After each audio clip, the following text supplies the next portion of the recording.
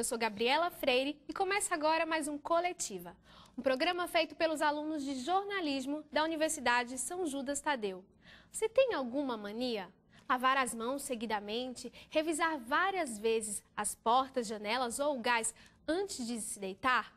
Na verdade, quando essas manias começam a atrapalhar o seu dia a dia ou o seu desempenho no trabalho, elas podem ter outro nome: transtorno obsessivo compulsivo, popularmente conhecido como TOC.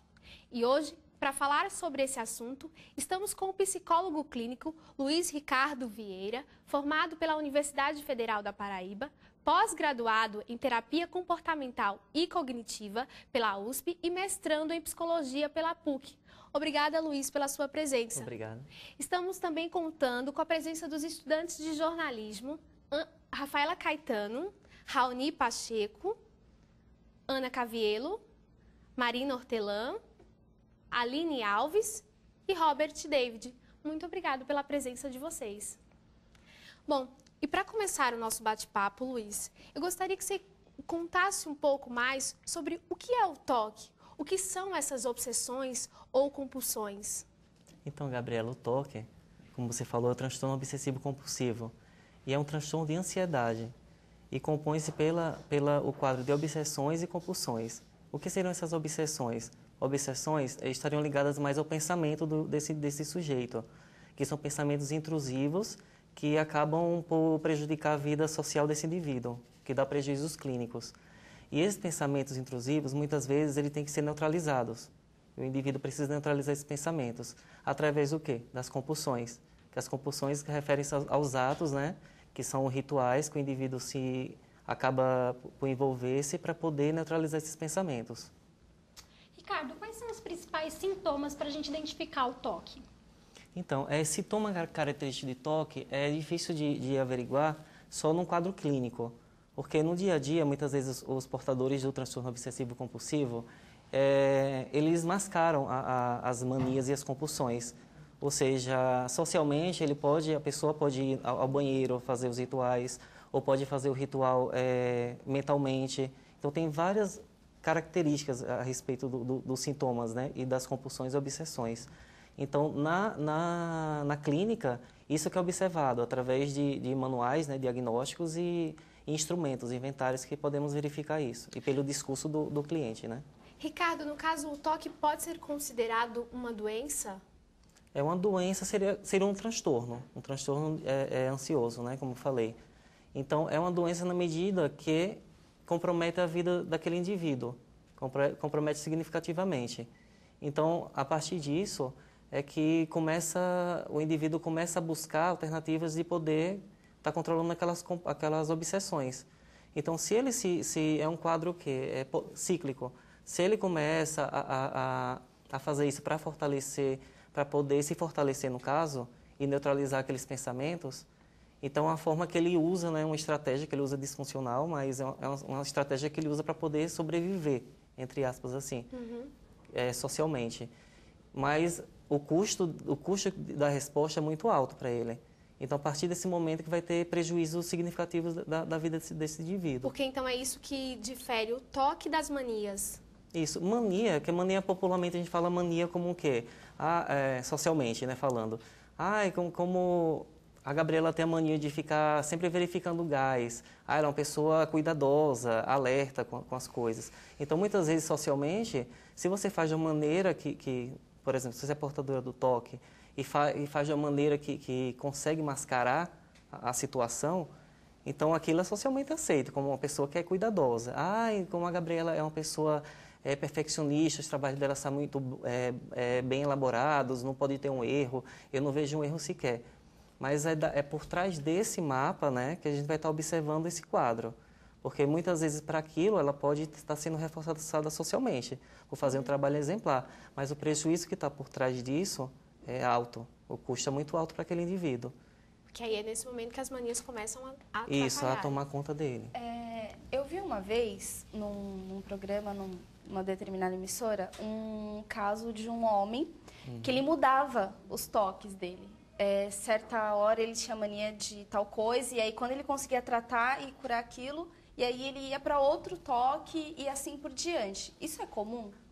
Então, é que o toque em si, as manias, né, como se fala, as compulsões, ela tem diferentes roupagens, no caso, como posso falar aqui. Então, se o indivíduo, por exemplo, pode ter um tipo de mania, de contagem, por exemplo, de lavar as mãos, de pensamentos catastróficos, como, se eu não fizer isso, esse ritual, alguém vai morrer da minha família. Então, são vários tipos de sintomas. E muitas vezes o indivíduo se envolve em vários. Ou pode ter um que é significativamente apenas um, né? O cliente pode ter. Mas é muito complicado, porque ele se envolve em vários tipos de rituais. Então, o clínico, o psicólogo tem que observar esse contexto. Por exemplo, nós na sessão, a gente observa o quê? Do sintoma. A frequência que esse sintoma acontece, que é o número de vezes que ele se engaja nisso, a magnitude, que é a força desse sintoma, por exemplo, o comprometimento social que ocorre naquele indivíduo, como eu falei, na Gabriela, como ela é reforçada socialmente, ela vai se engajar mais ainda no ritual de ser perfeccionista. Então, o quê? Só que está dando prejuízo nela. Então, a magnitude dessa força, né, prejuízo que está havendo, e o significado daquele comportamento. Por que a Gabriela está fazendo isso? Então, isso a gente observa no discurso e nos pensamentos que ele tem atrelados a esse sentido. Qual o sentido daquele comportamento para o sujeito? A gente observa muito isso. Ricardo, aproveitando a sua resposta, eu gostaria de saber então se a definição correta para isso a gente pode dizer que uma mania exagerada ela pode ser o pontapé inicial para o desencadeamento do toque. Sim. Uma mania exagerada é uma mania, como eu falei, né? Quando tem uma certa frequência, quando tem a função que aquela mania tem, né? Porque você pode ter manias, mas manias que não prejudiquem socialmente, que tem um significado, né, clínico para ser diagnosticado como um toque. Se são manias simples, por exemplo, tem mania de olho para ver se a casa realmente foi fechada. Uma vez, por exemplo, você olha e vai. Mas a pessoa que tem um transtorno obsessivo compulsivo, ela se engaja nesse ritual. E é daí que a gente tem que olhar mais clinicamente. Ela se engaja 1, 2, 3, 4, 5 vezes, até ter certeza, que a certeza nunca vai ter, por exemplo, de que aquilo realmente ela vai estar tranquila. Então, é uma situação cíclica. Ricardo, é diferente da mania comum, né? No caso, essas manias, o toque, ele pode ser herdado geneticamente? Como que a pessoa, o que acontece? Como é a causa do toque? Então, pesquisas científicas apontam que há predisposição genética do indivíduo, né? E também há as questões psicológicas, que, por exemplo, as crenças que aquele sujeito teve durante a infância e a vida adulta, os reforçamentos que ele teve durante a vida. Então, isso tudo também contribui para o transtorno. Mas há pesquisas que apontam predisposições genéticas também. No caso, com essa predisposição genética, a família pode prevenir, evitar de alguma maneira que, por exemplo, uma criança possa ter o toque? Não, a predisposição genética, no caso, o indivíduo, possivelmente filhos de pais que têm um transtorno obsessivo compulsivo, tem uma porcentagem que ele possa ter. Mas sabendo disso, então ele não pode evitar a não ter o toque? Não, evitar é uma coisa que, quando ela tem a predisposição genética, não tem como. Tem como você diminuir no caso, o quadro, né? De você poder evitar com tratamento, né, psicológico, com tratamento psiquiátrico, no caso, se o quadro estiver num grau elevado. Mas a predisposição genética está lá. Então, não tem como você evitar, mas tem como você diminuir o impacto, né, da vida naquele indivíduo. E tem idade para começar ou não? Uma criança pode começar como nunca aparecer isso e na velhice aparecer. Pesquisas apontam que tem a partir da infância, dependendo do decurso daquele indivíduo, né? Porque muitas vezes na infância e adolescência, aquele indivíduo se engaja naqueles rituais e ele não se compromete socialmente, assim. Faz por ter, né, e achar que algo vai acontecer e fazer aqueles rituais. Já na vida adulta, o indivíduo sabe que aquelas atitudes, aqueles comportamentos são irreais, são fora do comum, no caso. Então, a diferença da infância e adolescência para a vida adulta é que na vida adulta ele tem consciência daquilo, que aqueles rituais são equivocados, sabe que aquilo não vai trazer, por exemplo, não vai matar uma pessoa se você não fizer aquela determinada coisa. Mas aí na infância e adolescência eles fazem justamente para se engajar naquele comportamento. Ricardo, então a idade pode interferir na gravidade do toque? A diferença é que para a criança ela vai se engajar, como se fosse uma espécie de mania de brincadeira. Vai se engajar naquele comportamento, achando mesmo que aquilo vai acontecer. Então pode-se dizer que a criança pode adquirir um nível maior? Isso, se não for tratada, aquela crença, né, que ela tem de que algo vai acontecer, vai se enraizar e fortalecer a cada dia, né? Como é que a família pode identificar isso para poder evitar que esse quadro possa evoluir? Então, são comportamentos No que caso são... da criança. Tá, da criança, a família pode observar quando são comportamentos tidos atípicos. Comportamentos atípicos por exemplo, se você está aqui e você se engaja num ritual obsessivo. Está fora do contexto. Você começa a fazer uma mania de ficar contando, ou, por exemplo, ter uma mania de tique, piscar, piscar, piscar, ou falar algo em voz alta repetidas vezes. Então, isso está fora, é um comportamento atípico do sujeito. Então, os pais têm que observar o comportamento daquela criança e observar qual a função que ela está fazendo aquilo, qual o sentido que ela está se engajando naquele comportamento, em que ambiente, né, para poder passar para o psicólogo o meio, né, um ambiente que está ocorrendo naquela situação. E como faz para diagnosticar esse transtorno numa pessoa adulta? Então, muitas vezes a gente se baseia em manuais diagnósticos, né, que é o DSM-4 e o CID-10, que são manuais psiquiátricos. Então, tem certos tipos de sintomas que, com determinada frequência, né, intensidade, como eu falei, vai ser característico de um quadro de transtorno obsessivo compulsivo. Então, são os manuais diagnósticos, né, e na observação clínica também, que a gente se começa a dar avaliação do toque, no caso. Voltamos já com mais informações sobre esse assunto.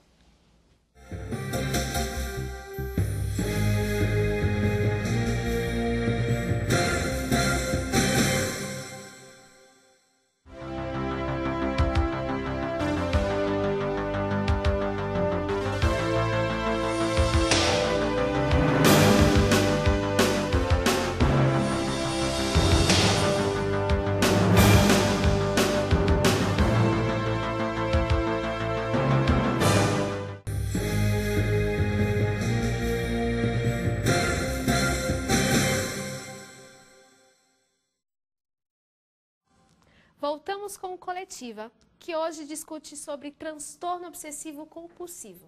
Estamos com a presença do psicólogo Luiz Ricardo Vieira, falando sobre os tratamentos. Ricardo, quais que são os tratamentos possíveis para uma pessoa que tenha o transtorno? Então, o mais indicado seria a terapia cognitiva comportamental, né? E dependendo do quadro clínico, né, também tem o acompanhamento adjunto do psiquiatra, né? Psiquiatra com medicamentos, isso. não é isso? E no caso, o toque ele tem cura ou ele pode ser apenas controlado? Então, ele não tem cura e ele pode ser controlado. No caso, a remissão dos sintomas, a partir do momento que ele começa um tratamento, né? Um trabalho psicoterápico e da vida social, né? Tranquila, mas no sentido de que pode ter situações estressoras em determinado momento em que podem se enquadrar alguns rituais. Mas é nesse sentido, se ele tiver esse pé, né, esse suporte terapêutico, dificilmente esses quadros vão se tornar crônicos como na primeira vez que ele veio buscar um tratamento, por exemplo. E no caso, o que seria a terapia comportamental? Então, a terapia comportamental cognitiva é uma terapia que foca o quê? Nas cognições do sujeito e nos comportamentos. No caso, o pensamento é o pensamento que vem desde a tenra infância, né? Que é aprendido, você aprende com sua família, com o meio familiar em si, e vai ser aquele pensamento, aquela cognição vai sendo reforçada e vai dar a visão do quê? Do sujeito de si, do mundo e do futuro. Mas tem pensamentos, né, cognições, que muitas vezes são distorcidas. E esse indivíduo vai interpretar dadas situações erroneamente. Então, a partir desse momento que as coisas começam, né, a tomar outro rumo, outro corpo, né? Nesse sentido. No caso, Ricardo, você falou do tratamento. Então, eu queria esclarecer uma coisa. o mais rápido possível, né? Pode ser um remédio para a solução. Eu queria saber o quanto é esse rápido, né? Se o urgente, a gente pode dizer. E também aproveitar para falar uma coisa. Eu queria saber se você tem um toque. A partir do momento que você vai adiando esse tratamento, você pode desenvolver demais toques? No sentido assim, buscar um tratamento vai ser benéfico para aquele indivíduo que está sofrendo, né, clinicamente com o quadro. Então, o tratamento adjunto da terapia se precisar, no caso da tratamento psiquiátrico, vai dar remissão dos sintomas daquele sujeito, para poder, né, aquele indivíduo poder estar enfrentando, né, aquela situação catastrófica que ele tem, de rituais e compulsões. E a outra pergunta que você falou? Eu queria saber se, no caso, vamos tratar um toque que a pessoa tenha. Caso que ela adie, quanto mais esse tratamento, ela pode desencadear demais toques? Então, a magnitude que eu falei, né, do sintoma vai aumentar. Porque se ele se engloba naqueles rituais e não trata, ele vai ter pensamentos catastróficos e vão reforçar mais ainda a crença dele, de que algo vai acontecer.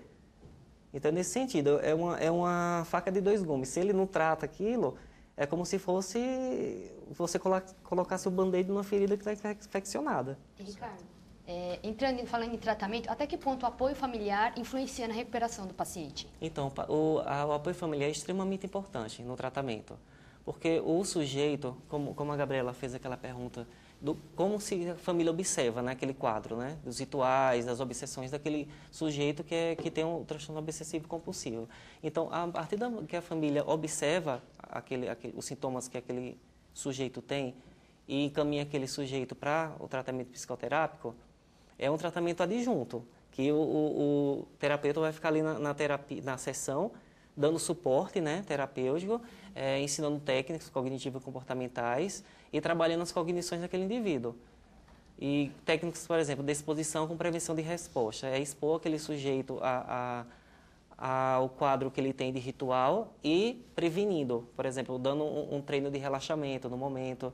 Então, aquilo vai estar na terapia e se espera, né, o terapeuta espera que ele vai seguir em casa. Mas muitas vezes aquele quadro em casa, ele vai repetir os rituais. Então, é nesse momento que a família, né, é a válvula principal disso, para poder observar o comportamento daquele paciente e poder relatar para o terapeuta o que se passa, né? Então, a gente também trabalha com a família, né, no sentido de dar forças para que aquele paciente não tenha recaída.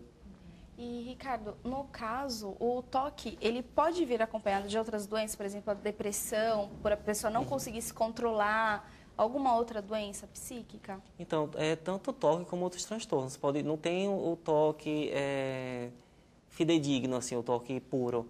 O toque muitas vezes pode ser acompanhado de transtornos de ansiedade generalizada, com fobia social. Então, há comorbidades, no caso, que tem que ser tratado o principal, no caso, o toque, para aí poder, né, você dar arcabouço para outras. Aproveitando esse assunto, sobre esses outros transtornos, síndromes, qual a ligação entre o toque e a síndrome de Tourette? Então, a ligação é porque quando se faz a análise, né, o quadro diagnóstico, a gente se engloba o quê? Em situações para poder, né, sintomas para poder se dar um quadro diagnóstico.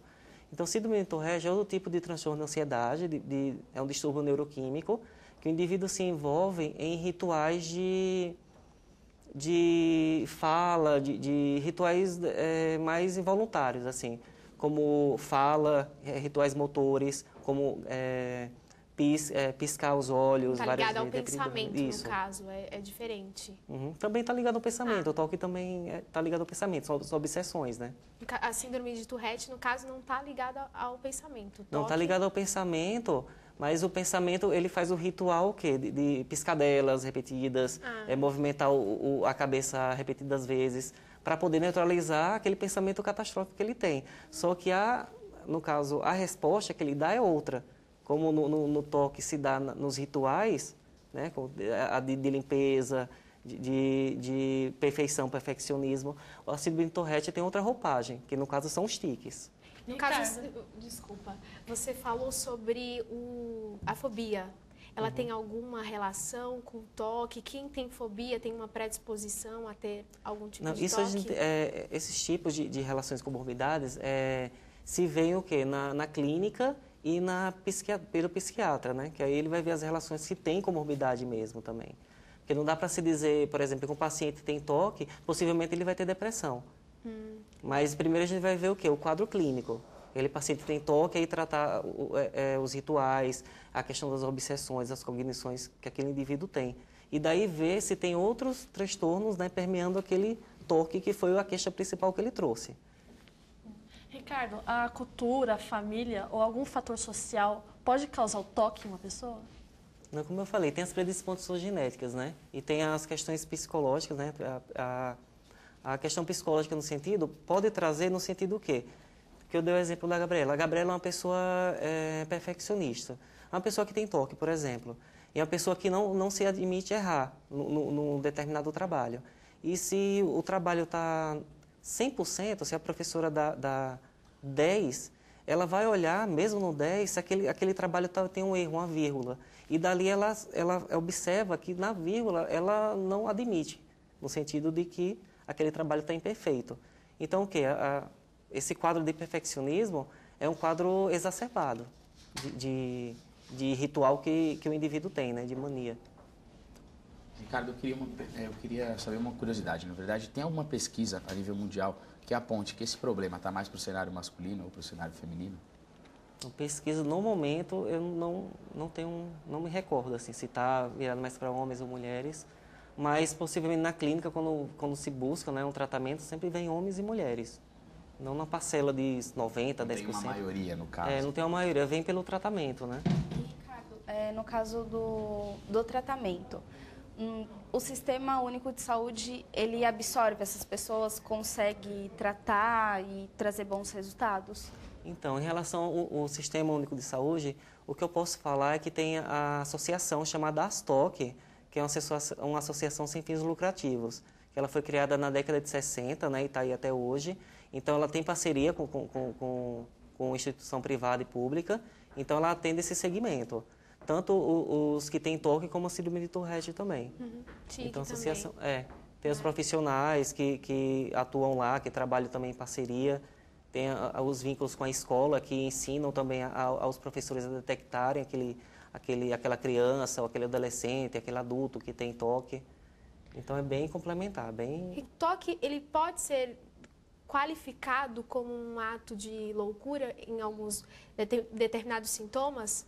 Não seria diagnosticado como um quadro de loucura. Loucura, no caso, há delírios, né? Como a esquizofrenia. Então, mas o toque não é. É a função da resposta naquele indivíduo. Se, por exemplo, na síndrome de Tourette, você encontra um paciente que está no shopping gritando, falando repetidas vezes palavras de cunho de ordem sexual, socialmente, naquele ambiente, está sendo disfuncional, está sendo até afrontador para aquela família que está passando. Mas para aquele indivíduo, o que é funcional para ele é neutralizar, né, aquela situação, aquele pensamento que ele tem catastrófico. Já, por exemplo, se você é perfeccionista, muitas vezes tem professores e a família que reforçam. Então, vai depender do quadro e da função daquele ritual que o indivíduo tem. Se você, por exemplo, verifica o gás repetidas vezes e daquilo a família começa a observar, dali já tem outra função, né? Para a família poder observar e ver que aquilo está sendo atípico, né? Então, a gente pode dizer que, além de danos mentais, o toque pode trazer danos físicos também? Sim, a partir do momento que o indivíduo se engaja nesses rituais, né? Então, o estressor dele é tão forte que começa que ele não tem estratégia de coping, por exemplo, sem estratégia de enfrentamento àquela situação. Então, ele começa o quê? A ter dermatites, por exemplo, ou desencadear danos gastrointestinais, por fato de não conseguir se envolver tanto tempo naquele ritual. Então, vão dar sintomas que vão estar permeando, né? Pode causar também o distanciamento da sociedade? Isso, como eu falei, no diagnóstico no DSM-4, por exemplo, quando há um prejuízo clínico significativo, social, quando ele começa a não ir mais a festas, porque tem pessoas que sabem que ele tem o toque e que a qualquer momento ele vai ritualizar ou algo do tipo, quando ele se isola socialmente para poder se prevenir, né, para não poder fazer os rituais na frente dos outros. E também na família, né? Que a família se engaja de querer que o indivíduo vá para o tratamento, ou não, ou desconhece, acha que o filho está passando por um quadro de loucura, muitas vezes, porque acha que, quando não tem o conhecimento científico, né, quando não tem a base, a informação, muitas vezes você pode interpretar de várias formas. E aí, o caso entra o setor público. Você acha que deveria ter mais informações referente ao transtorno pelo setor público, a mídia em si? Eu acho que sim, pelo fato não só do TOC, né, mas dos outros transtornos também. Porque o TOC teve uma repercussão midiática muito grande pelo fato da Luciana Vendramini, né, aquela atriz, né, da Globo, e o Roberto Carlos de grande impacto, né? São figuras públicas, né, que saíram na Veja, inclusive. Então, deu uma ordem mais, assim, social daquela... as pessoas não sabiam. Que as pessoas não sabiam, que não tinha a porcentagem de pessoas que tinham TOC eram ínfimas. Mas a partir do momento que se sai na mídia, a partir do momento que se busca, né, se tem pesquisas, vai dar esse boom de porcentagem de pessoas que têm. Só uma curiosidade, qual é a diferença entre o tique e o TOC? Então, o tique está característico mais da síndrome de Tourette, né? Que os tiques estão mais a capacidade motora, a questão motora do indivíduo, que está ligado ao quê? A fala, está ligado ao movimento. Então, os tiques está mais nesse arcabouço. Já o TOC não, são as obsessões e as compulsões que são repetidas vezes. Mas o que dá a linha que divide a questão é porque o transtorno, né, que é o transtorno de Tourette, o síndrome de Tourette e o transtorno obsessivo compulsivo. O programa de hoje falou sobre o transtorno obsessivo compulsivo, o TOC. E é importante destacar que se você tem mais dúvidas a respeito deste assunto, você pode procurar um bom especialista ou a Associação Brasileira de Síndrome de Tourette, Tiques e Transtorno Obsessivo Compulsivo, a ASTOC. Obrigada aos alunos da universidade. Obrigada também a você, Luiz Ricardo, pela sua presença aqui. O Coletiva fica por aqui. Até a próxima.